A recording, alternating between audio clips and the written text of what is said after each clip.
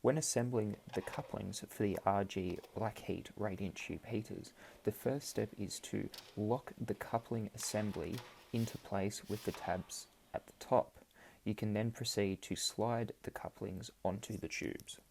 Once in place, you can then proceed to put the next bit of tubing into the bottom end of the coupling.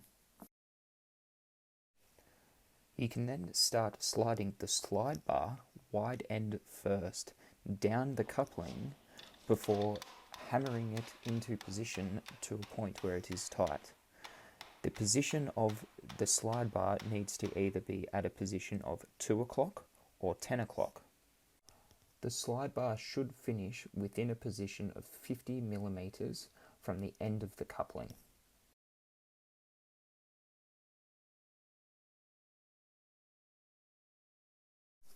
The second style of coupling uses screw nuts and spacers to successfully tie the two tubes together.